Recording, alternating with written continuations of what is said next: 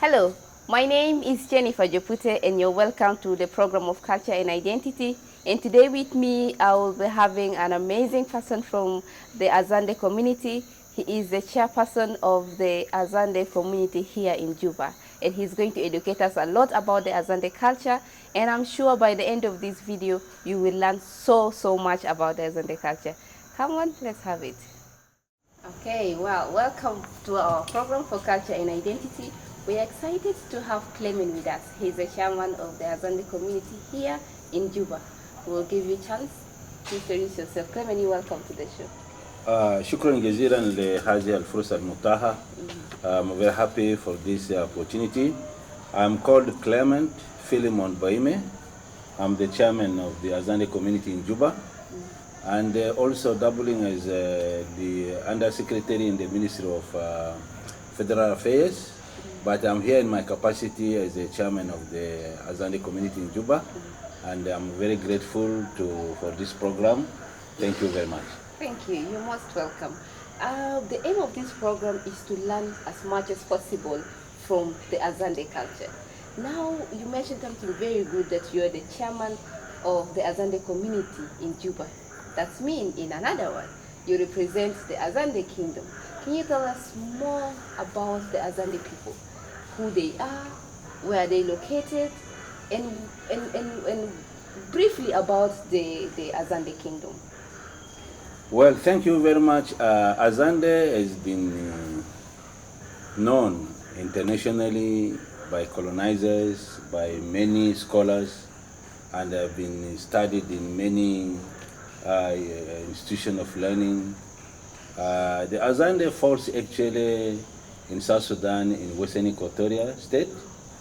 They are covering the land between Kubribo in where we have Nagero County up to Meridi. This is where the Azande are situated. And they've been known of their culture, of their language, because the culture starts with the language. We bordered the two countries, that is DRC Congo and then the Central African Republic. We are very peaceful people, and as you mentioned, we were a kingdom, and later on, for some reasons known to the colonizers, they banned the kingdom after killing our king, His Majesty Ludwe. And then, thanks to the President of the Republic, His Excellency General Salva, for welcoming the idea and giving the approval to restore the kingdom, which actually took place this year on 9th February, and after 117 years. So our king has been restored, kingdom has been restored, and the king was installed. That is the greatest happiness that we have as the Azande in the Republic of South Sudan. Wow. Right. Wow, that's so powerful information right there. Sure. Yes. So you talked about the kingdom. What are some of the economical activities that is being done by the Azande people? Well, the Azande, has been in existence since the time immemorial, and they are very peaceful people. Mostly we are farmers, and then we were using this shifting cultivation, and we have so many crops that we used to cultivate. We have the nuts, the cassava, the telebun, and then and others. Rice came later on. So we initially, from the beginning, there is another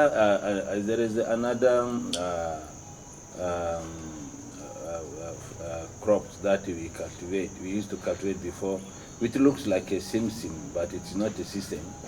It is a minute, smaller than system.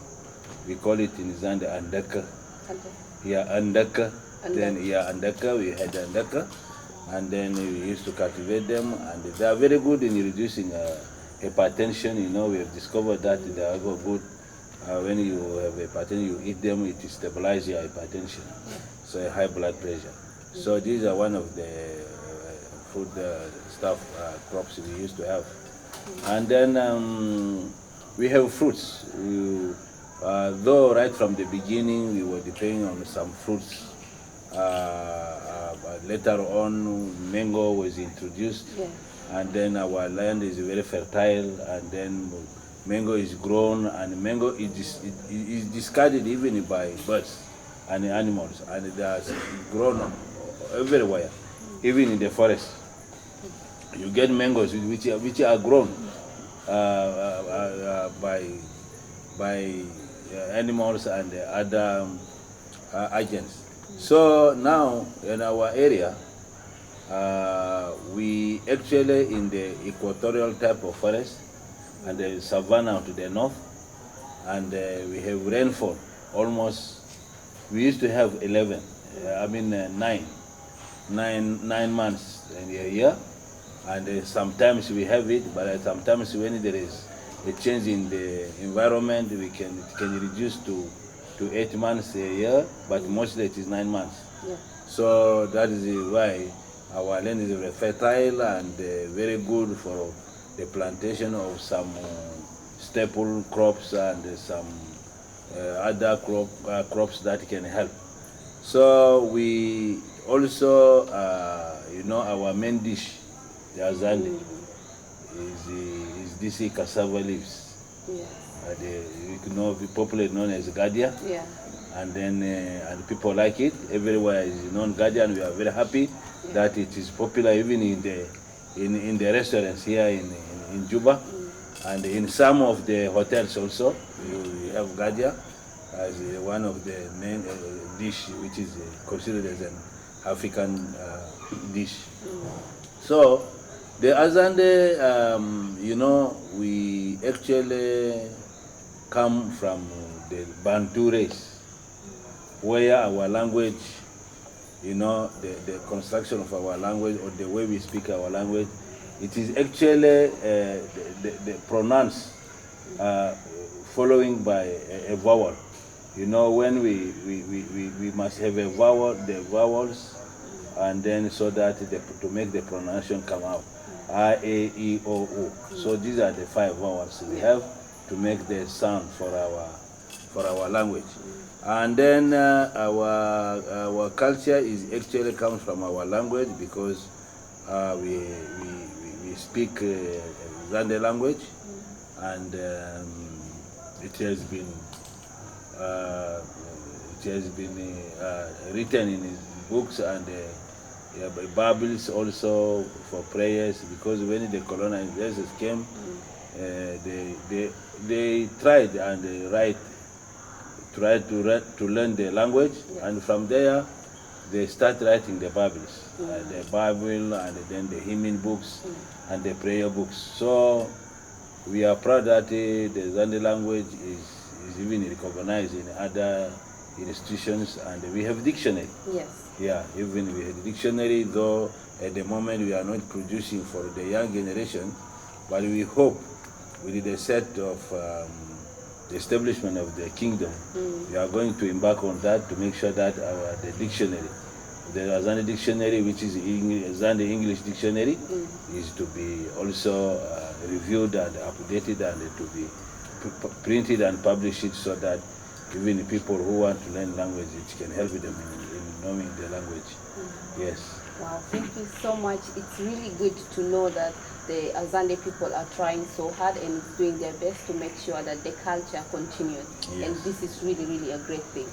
Let's go for a really short break, and when we are back, we're going to know a lot about how Azande do their naming ceremonies, their marriages, and so many more information. Let's go for that.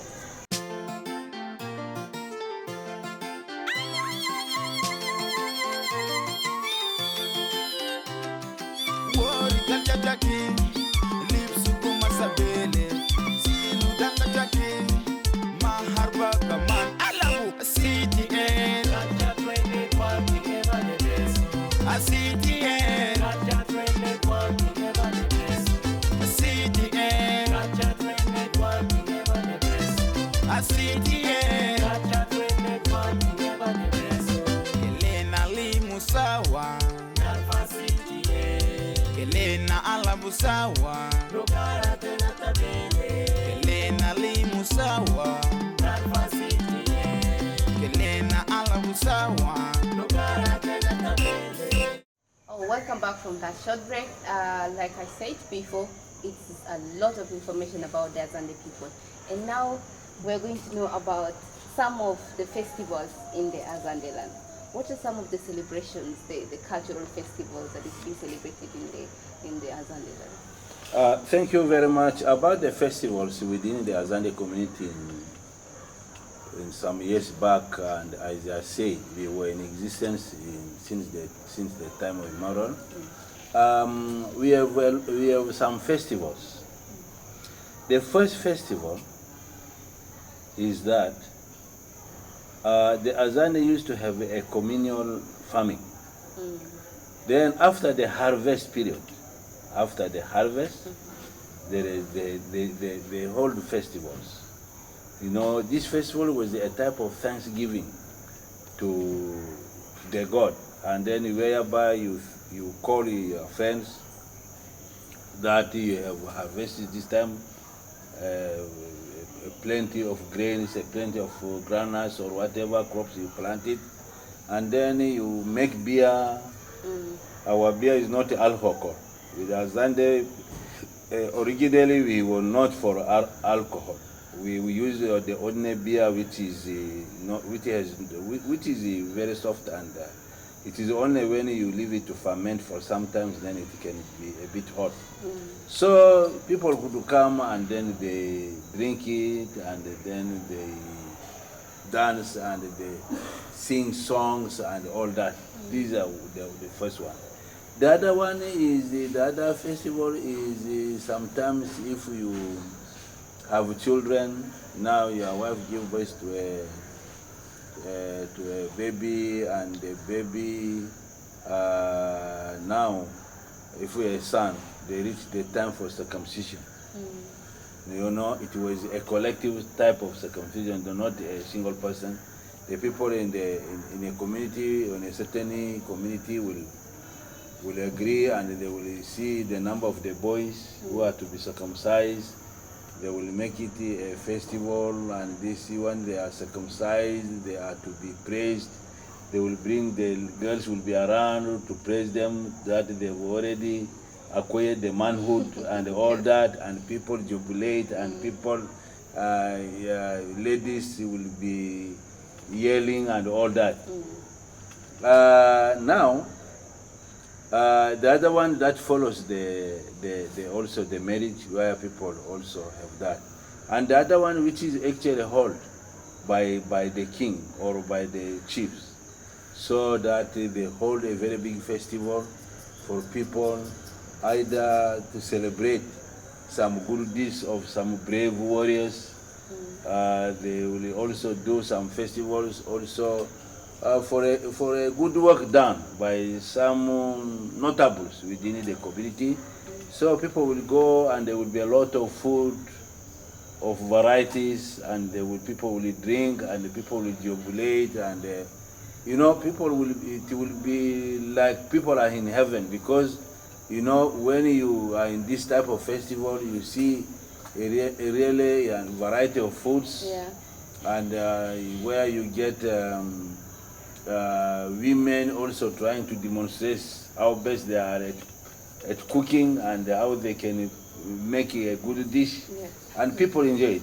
These are the festivals. With the others, I may not remember now.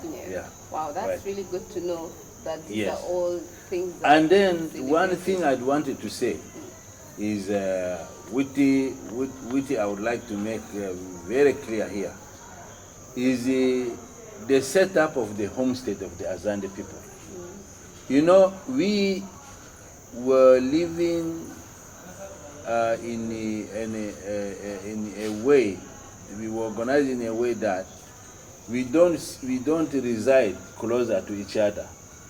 You will get a plot here, either along a certain stream, and then one of your brother will be a bit apart from you. This one is to enable you to have enough land for you to cultivate. You don't have surveyed land like what we have in the town.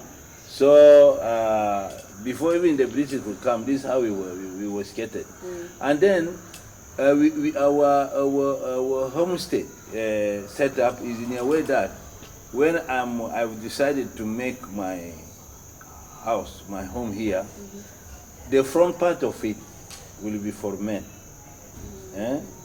I will make sure that I have the tukul, which is the veranda. This is for men. All the female visitors, I mean the male visitors, will be here, and that is where they end. Then, by the side of it, there may be another room constructed a hut, which is for visitors. And the other side may be another one which is for other categories, or people from your maternal side or paternal side. And then at the back is where the room of the owner, the family head. Yes. And then the kitchen, which is in a dome shape, you know. This is where the women. And then no male within the family or the visitors could go beyond and cross to go and sit where the women are. So that the women, the place for the women is for women. We were surprised to see that when some of us were in the Khartoum for studies, the Arabs have the same setup. That when they have a house with their fence for them, within the house even they divide again with their fence. That the other side is for boys and the other side for women. Whereby even the boys are not allowed to cross to go and mingle with the girls this way. That is to give them a free movement and free. You know, when the girls are alone, they are just very free. They are not very shy or trying to be very alert all the time, closing their legs all the time. Because when the girls are with men, they will be always reminding themselves of how they sit. But when it is only girls, they can sit the way they want. They can jog, they can play without feeling shy, because there is no male. But there is no boy around them, so nobody, but the boys also the other side. And that one gives actually a discipline within the family. That the male will really have respect for the girls. They don't mingle up. So, and the girls also have respect for the boys. And when it comes, like I said earlier, that there is a festival, this is where some girls will come and meet with the boys, and then they begin to admire each other. And this is where the idea of somebody looking at the other one, saying, well, I, the daughter of one, I will inform my auntie to see how they are, and then I will think of something else. This is actually what we had. And then this thing was a very positive culture, in a way that there was no bad behavior, no boy temper with a girl just anyhow. You could see a boy never tasted anything until when he is ready to marry. Then he will, either his uncle, the brother of his father, will not tell him how to prepare, how to approach a woman, how he will be handling a woman and all that, because the father cannot tell. It may be the uncle, either maternal uncle or paternal uncle, will tell the boy how he will handle your wife when you get married. The same thing on the side of the girls also. They are aunties, and they will also tell them how to handle the men when they are getting married, and to make sure that they prove their womanhood also to a man. So this is how it was, but not these days that, people enter into relationship before marriage, and a lot of things comes in, and even without marriage after. So this is what actually we had. As such, we could not have many women in the community or in that are going without being married. Most of them were married, because by then polygamy was is normal with the Azande by then. That is why some women were not left without being married. A man can marry more than one, and then is to give chance that no woman stay in the community without being married.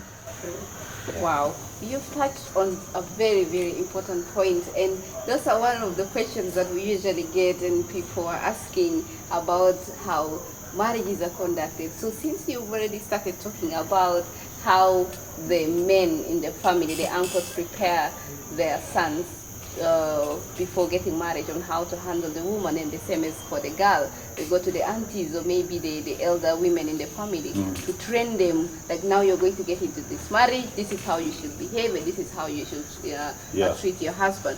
So what are some of the process after that? Like, how do you do marriages in the Zande community?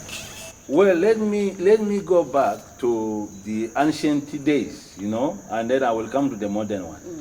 The ancient days, it was not actually a boy who decides to marry, to choose. Yes. You know, the parents, through their interaction with the other families, will know which family has a very good reputation and hardworking, and who has no problem like a history of disease or whatever, because these things were there. Yes. So once they identify, a very interesting thing happens here. That one of your aunties will go early morning at dawn, not in the morning, at dawn, with the emoloda. Yes. With the emoloda in her hand. Yeah. Then she will go, when she reaches the house where people are still sleeping or they're still inside, nobody's out yet, she will start like pruning some stumps, you know. Stumps are the stem after the tree is cut, and it is just very short at the ground. And then the small buddings will start growing at it. Then she will come and begin pruning it, taking it away, to make a noise that there is somebody outside, to the owner of the family members. They suffer with wallet. Now, of course, the mother, when they know they have girls with them, they have daughters here, who are already reaching the age for marriage, if something happens, there is a son like that, automatically they will know that somebody is already coming to ask for the hand of marriage.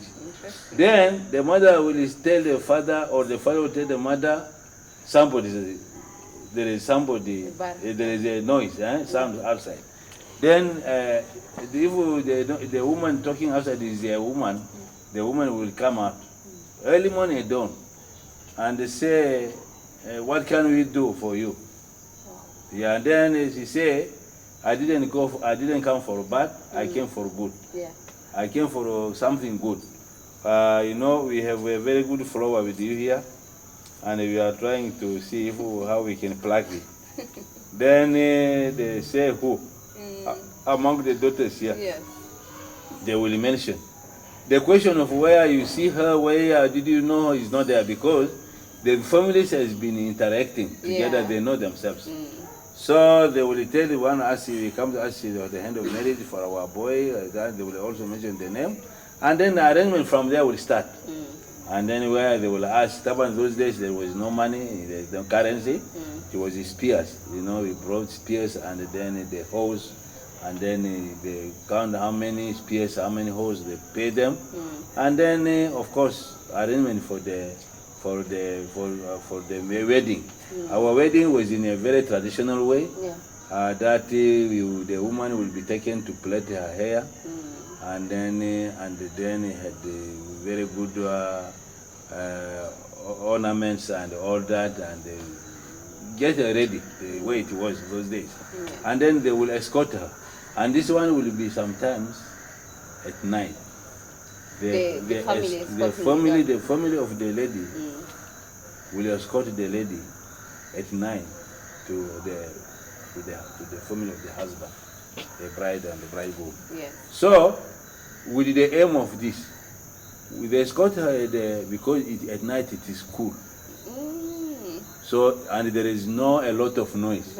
So, with the aim also that when she's going now to start a new house, let her house be like the way the weather is at night, very cool, very quiet. That's really nice. And then with also a certain ritual in the morning, that when they escort at night, then in the morning they will sleep over. The people will sleep there, and then in the morning, before even that night, the boy does not touch the lady yet. So in the morning, the mother will go and bring a mud. You know, there is a mud from the stream, the cold one, tin. Then they will bring it. We have something, I don't know which is in Zande called atande, I don't know. It is all in our place, and they will mix it, and they will come and they place the 3 stones. You call it what in Arabic? Ludaya. They put the ludaya, and then it will be scattered. Then the mother will take the arms of the palms of the lady, touch the ludaya with it together, and place it here, and touch the third one, and get this cold mud. Own mother. Her own mother, or one of their aunties. Aunties, yeah. Yeah, and then they call this call in Zande dogoro. It is this mud from the stream, the cold one. They place it under the ludaya, okay? And then now for her to ignite the first fire. That as she's in her house, let her heart be cold like that mud, you know, that tin there, bahar there. Will stream there. So let her heart be cold, and they will assure her that a housewife must be not hot-tempered, must be cold-tempered, and she respects her husband. Whatever she has, she knows when to ask her husband, but not to quarrel her husband in front of the people. Whatever grudges she has to discuss it inside, not outside. So this is how actually the advice was being presented to those girls when they are taken after the wedding. Wow. Yes. Just like that. Just like that. Wow. I think this is really, really a very, very good way of sending off a girl to get married. Yes. And all those rituals are blessings to her. Right. And wow, this is a lot of now with us now currently we copy others. You know, like now we didn't have this issue when you get a lady and you want to marry, and when you are writing a letter. It started, I remember in Juba here, it started with the 50,000 in an envelope. Now it is going to 500,000. I'm sure it is reaching 1 million to an envelope. This is apart from anything, asking for the hand of marriage for the lady, you put this in the envelope. And then when you send this one, the parents of the lady will now make a list of what the requirement. When you are coming, this is what they want, this is what they want, and then it goes to 20 million. And after that also, when you come for discussion, also with rigid, those people who came to sit to discuss, you must also pay them for that they can leave the place. So they are transport back. So these are, well, when somebody is in position of doing it, it is not a problem. As long as you love your wife, I think those things are not. Yeah, but that is not our culture. But some of us already adapted. Because if we are living with any community and they are doing the same, why not we? But when it is deep there in the Zande land, it is different. It is not like the way a Zande may conduct a wedding here in Juba. But when you are in Yambio, that will be different. Yeah, or in Tombora or in Ezo, it is different. Wow. Yeah. Oh, so after these both beautiful couples stay together and they have a baby, what are the process of naming that child? Yes, the good thing with the Azande, I don't know what that is with the other tribes, is that after the baby is born, and then they will wait for the umbilicus to cut. After the umbilicus is discharged, then that day will be another festival also. Now in the morning, they will, evening before, they will make some cooking. The gadia is the main dish for getting it. Now because when the baby is born, we have to stay inside without seeing the sun until the umbilicus is discharged. Okay, after that, that is the day. Now they will call people. It will start with the children. They will call, if it is a boy, they will also choose one boy of age of 3 or 4 to come and to jump over. They will get the fire in front of the door and bring it. We have special leaves. The green leaves will be brought. and then they will put it on the fire to make a white smoke. This white smoke, the baby will come and be smoked with the white. They will present the baby in the smoke. Yeah. They know the technique. They will make sure that the baby, the baby does not have a problem with breathing. They know how they do it. That they will turn the baby in a way that the whole body is there, but the face is for air this way, and they will turn it this way, and then after this ritual exercise is done, then they will sit in a way that one of these boys who was already selected will bring, the pot, the broken one. Yeah. They will get the broken piece and put the guardian in it with the asida from Telebun. So this boy will carry it, the small boy to jump. When he jumps over it, then he will run. He will begin to run. He jumps over the baby. Yeah, he will start running. Then the rest will run after him with some things like small asayat, sugar kida from the leaves.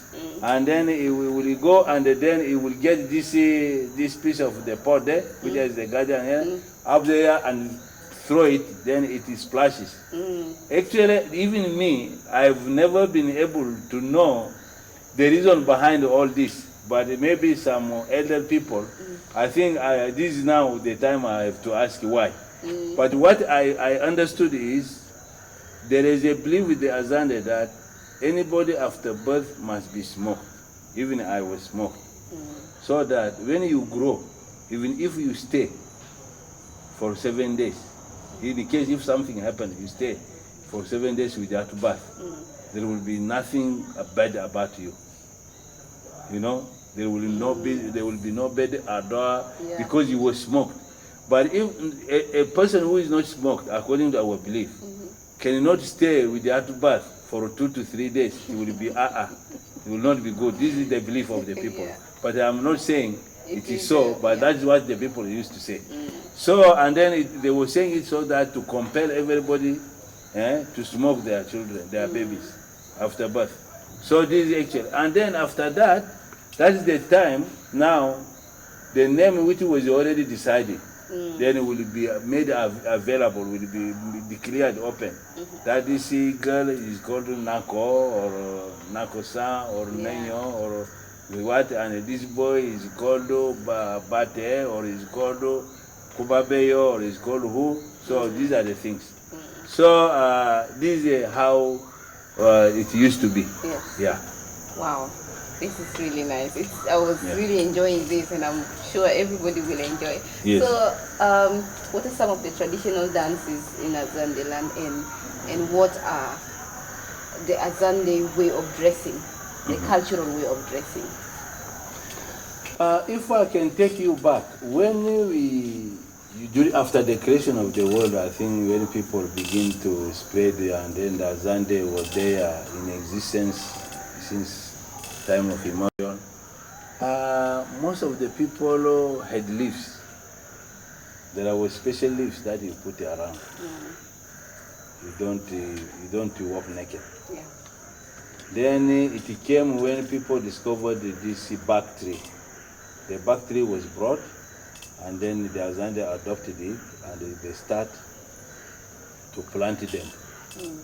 And before the back tree, there was a wild one in the bush that they used to make it, and then this one Bagadi, which also the Buganda has. Yeah. The Baganda in Uganda have the same back tree called Bagadi. Then they start making it, but the women, before that one, we have what we call I don't know in Arabic it is there is a name here, but for us we have Gaka, something called Gaka, and then we have Gaka with the piece of Bugadi in front, and then the women. Taban, it is being it is a taban a handicraft type of work that they used to do from a certain palm, a certain palm tree called Siksa. So they make gaka au madada. Madada is when it is all around. But when it is halfway this way, then it is a gaka. It is gaka. And then, but when it is all around, it is a madada. And then they used to put it. Even the men used also to have this bagadi. They wear in a way this way, and then it goes between the legs, and then the line, and with the string at the hip. So this is how people use until they start to modify it with the bagadi and try to, especially when the British come and they try to introduce the Bisinzara agro industry. That is late here in 1940s. So now the Azande start to make like a reader, and then with the surwal and all that. So this is how people used to dress. So even one thing I wanted to mention here is there is one thing in our culture that we had. I don't know, for a certain reason people left it. You know, the other tribe like the Mundari and the Dinka. You know, there is a painting, they make it brownish at the head, at the hair. Yeah, yeah. You know the Azande head. Oh, wow.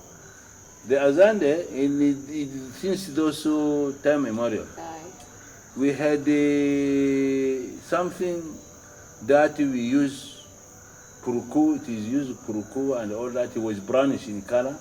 And then for certain festivals, they could put, even, you know, even this style now, these people, boys are doing like, you know, going for shaving, and then around and this thing, I think the people who are doing this, I think they got it from the pictures of in Africa, and now they are modernizing it because it is rotational. You know the style, or even the dresses, it is rotational. I remember during our time, we used this patripa, Yes. and again before patripa we have this slimy trousers, and later on we came patripa, and then there is a terminology called celestone with a very broad gash, a very broad one, like of this width. Then you don't shave your hair. You best make it like this, and you are the most handsome boy or a girl. You will be attracted. So now the Azande have this puruku. They could paint even a certain festival their legs from here, like exactly what this some do during their festival. We used to have it, but I think for a certain reason somewhere which I don't know, and then it disappears. It disappears slowly, and the Northern are not practicing it. So that is why those styles today, where people are making the oxygen or whatever it is, this thing was there with our people, the Africans. So there's nothing new. There is nothing new. It was there.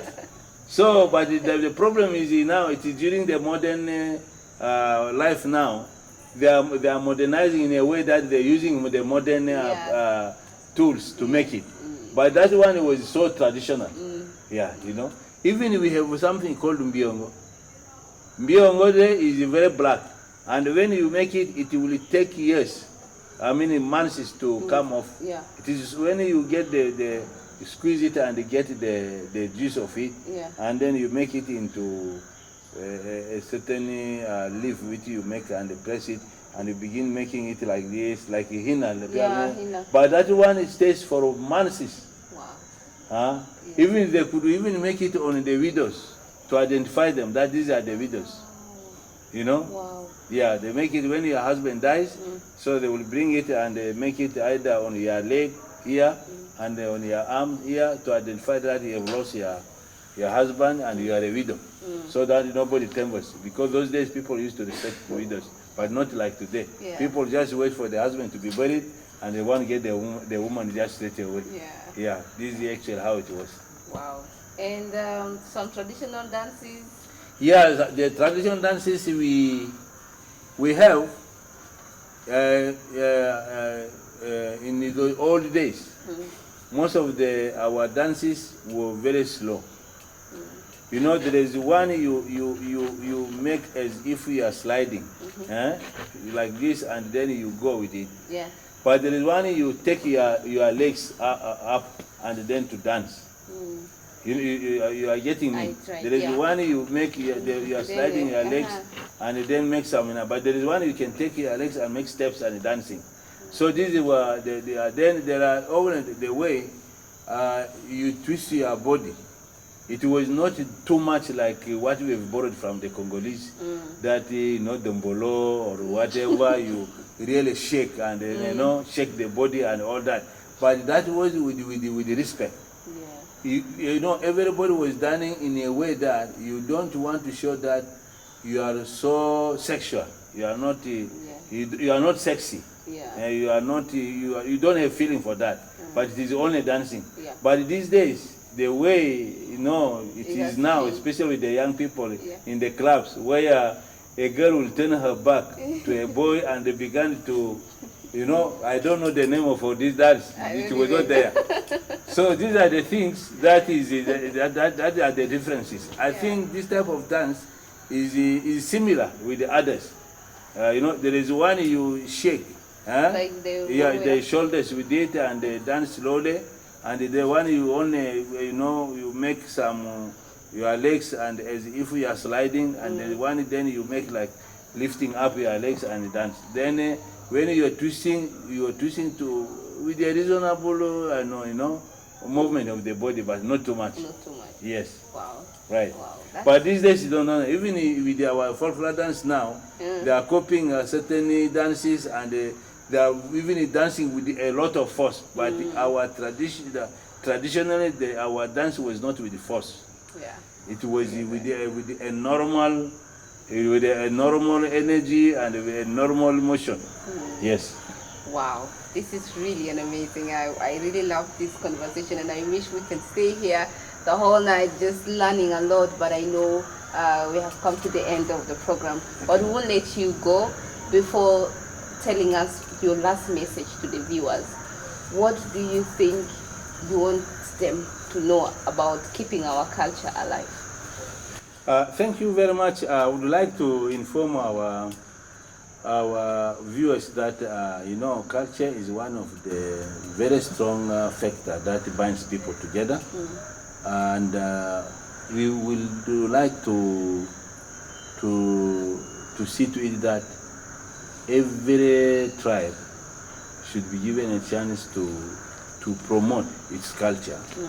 And then we need to have a body that have to bring all these cultures together, these varieties of culture, and try to make them understand that I admire your culture, you admire mine, I don't despise your culture, you don't despise mine, and then we live in harmony. Our country is a country of diversity, whereby every culture needs to be encouraged and to be promoted. And also in our national TV, we need balance. This is also my request.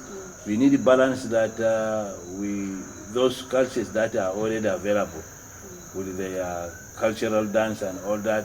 We need also to have a program like what Radio Juba does. Radio is doing well. SSB is not yet.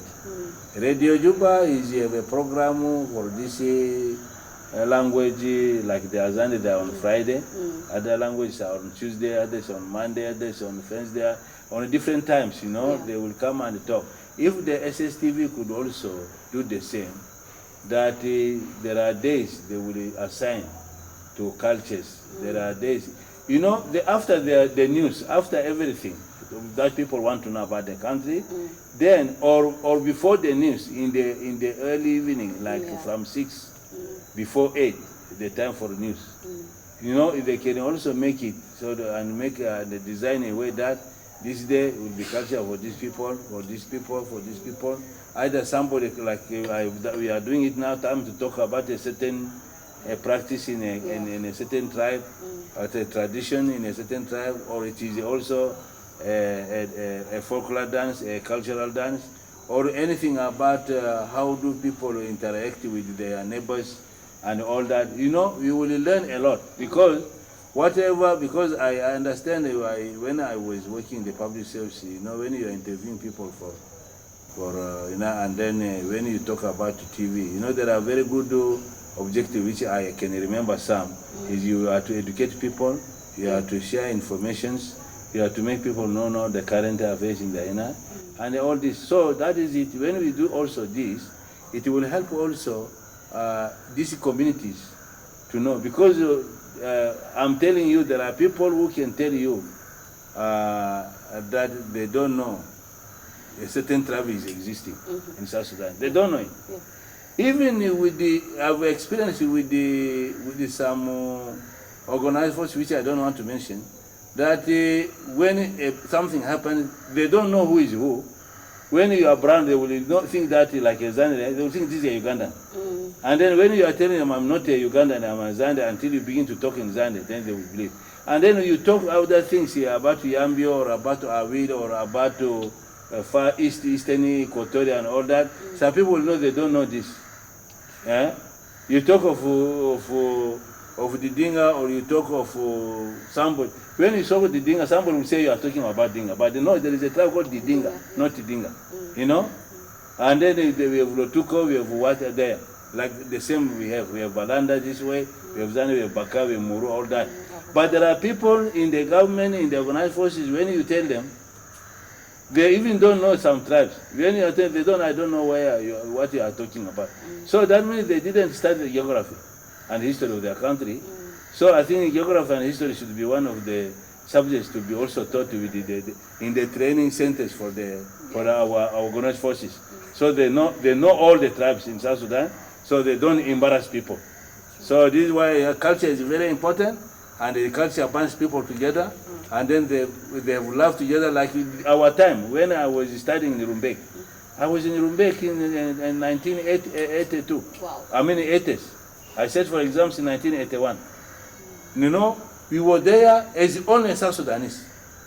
There was nothing about this is a Zande, this is a Dinga or a Nuer or what. And the people even could go and study in other schools in Eastern Equatoria, in Bor, in Loka, and all other places. This thing was not there. If this spirit is there and the culture is brought so that it is sensitized people and make people to come together, I think it will reduce the tension we have. That so and so is there, so and so is there. We need to be calling ourselves South Sudanese.